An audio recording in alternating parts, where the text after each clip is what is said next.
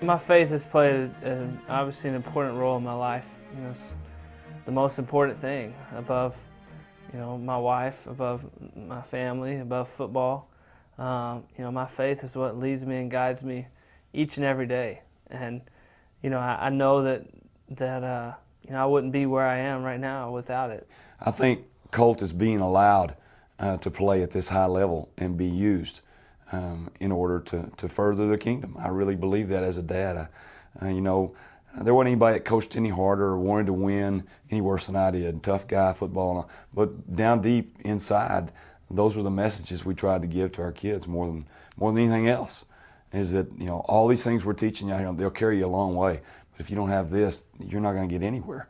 There's been times throughout my career, whether it's college or the NFL, where you doubt yourself. Am I good enough? Am I doing the right thing? And I think if every person or every athlete is honest, everybody goes through that a little bit, those struggles. And I think that is the mental side of becoming the best that you can be. What's holding you back? What are your constraints? And for me, it goes back to those relationships that I talked about earlier, the guys I've been able to talk to and lean on. And it's hard. You're in the spotlight a lot. You got media around you telling you can't do this, creating doubt in yourself. He's not good enough. He can't play at this high level. He's good enough to win 8 or 9, 10 games, but he can't get us over to the top. And those types of things naturally create a little bit of doubt in you. But it's all about how you overcome that and how you believe in yourself and how you can. I think a leader can help guys around him become the best they can be, not only yourself but others. And so that was kind of my MO, was that nobody was going to be more prepared in a game. Somebody might have more talent, somebody might be bigger, somebody might be stronger, but nobody was going to be more prepared than me going into the game. And that's what I try to live by every week. That's what's got me where I am, on the physical and mental side of the game. So you've got to overcome that. Thoughts become things. I try to think positive all the time, and realize that somehow, some way, that's going to carry over, and I'm gonna play great today. And that's how I think. It was really hard those first few college games to sit in the stands because I'd been the play caller. I knew what was going to happen. And to turn that responsibility over to someone else was tough. And as he's gone to the NFL, it hadn't been as hard because I haven't been doing it for years. But it's a tough situation for a dad to let go when you've been as close to your son as you have been. And that's probably been a lot more of a struggle for me than it has for Colt. And we're trying to grow through that. Everybody goes through stages of your life, and that's the stage that we're in right now. I still coach him. I still critique him. And when he asks me, I'll tell him.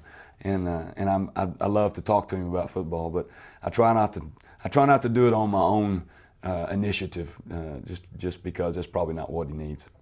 I never have the attitude that I have arrived. I am somebody. I've done something. Especially in a team sport, that's where you can't cross that line. You have to go in with the understanding of, hey, I haven't done anything yet. No matter how many All-American, everything awards I have, everyone else on my team has the same, scrapbook full of all the stuff. And I think the ones who do really make it are the ones who have the attitude of, hey, I have done nothing yet. I'm starting over.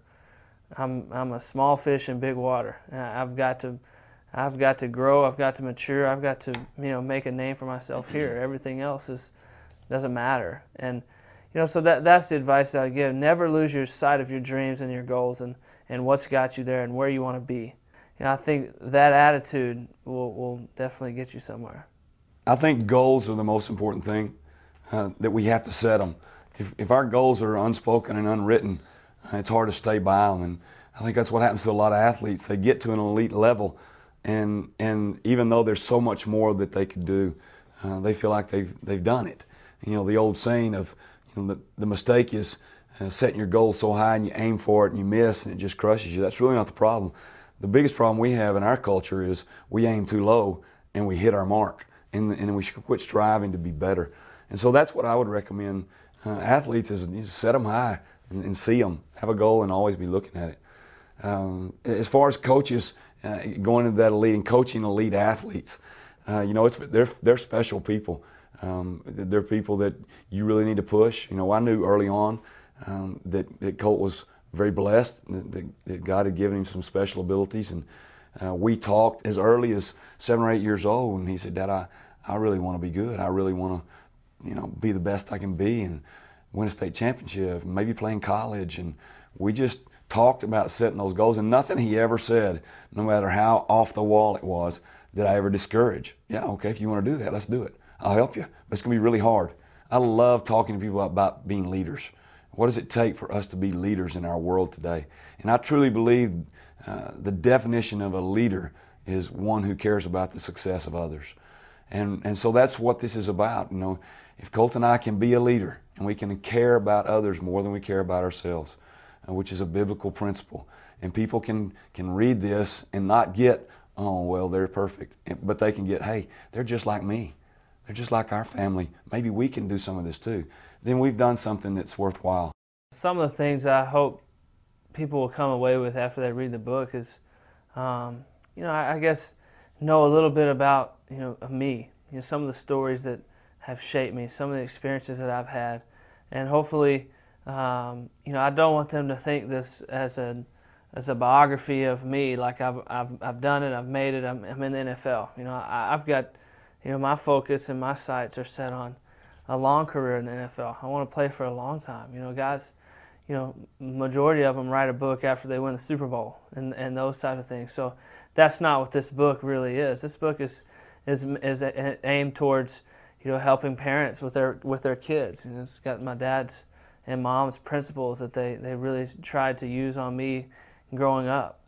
It's aimed towards athletes. Maybe they'll have some of the same experiences I had in college. I went through some ups and downs, a lot of success and sometimes, no success, and it was hard. So it's geared towards a lot of different age groups, different people, and I hope that somebody out there can take away something from here and apply it to their lives and learn and hopefully be stronger in a situation that I was in where I wasn't as strong, or be better at handling something than I was. And it's a teaching book. It helps people, and hopefully it'll help somebody out there. And if it helps one person, then I was supposed to write the book.